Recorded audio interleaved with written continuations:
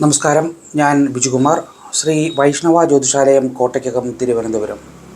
നമുക്ക് മാർച്ച് മാസം 2025 ശനി മാറുകയാണല്ലോ. രോഹിണി നക്ഷത്രക്കാർക്ക് ഈ മാറ്റം വളരെയധികം ഗുണം ചെയ്യും. 11ാം ഭാവത്തിലേക്കാണ്, രോഹിണി നക്ഷത്രത്തിൻ്റെ 11ാം ഭാവത്തിലേക്കാണ് ശനി മാറുന്നത്. ഇവർക്ക് അനുഭവയോഗം, ധനയോഗം, സർക്കാർ ഉദ്യോഗം, മാനസികമായിട്ടുള്ള വലിയൊരു സന്തോഷം, ബിസിനസ് മേഖലകളിൽ വിജയം, യാത്രകൾ വളരെയധികം അനുകൂലപ്രദമാകുന്നു, വിദേശ ജോലി ലഭിക്കുന്നു, ജോലിയിൽ കയറ്റം, സ്ഥാനക്കയറ്റം ലഭിക്കുന്നു, കുടുംബത്തിൽ സന്തോഷവും ഐശ്വര്യവും സമാധാനവും ഒക്കെ ഉണ്ടാകുന്നു, ഊർജ്ജസ്വലമായിട്ട് നമുക്ക് പ്രവർത്തിക്കാൻ കഴിയുന്നു.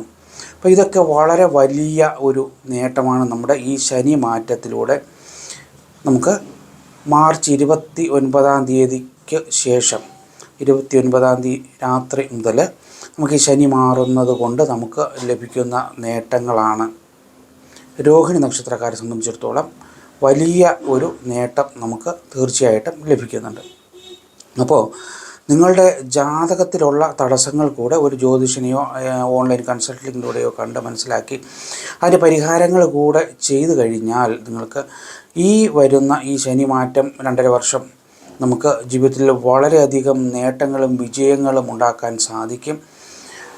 തർക്ക വിഷയങ്ങളിൽ നിന്നൊക്കെ നമുക്ക് വിജയം നേടാം, ശത്രുക്കളെയൊക്കെ തോൽപ്പിക്കാം, ഊർജ്ജസ്വലമായി പ്രവർത്തിക്കാം, ആരോഗ്യകാര്യങ്ങളിലൊക്കെ വളരെയധികം മാറ്റങ്ങളുണ്ടാകും, രോഗശമനം ഉണ്ടാകും, പ്രവർത്തനങ്ങൾക്ക് മികവ് അനുഭവപ്പെടും.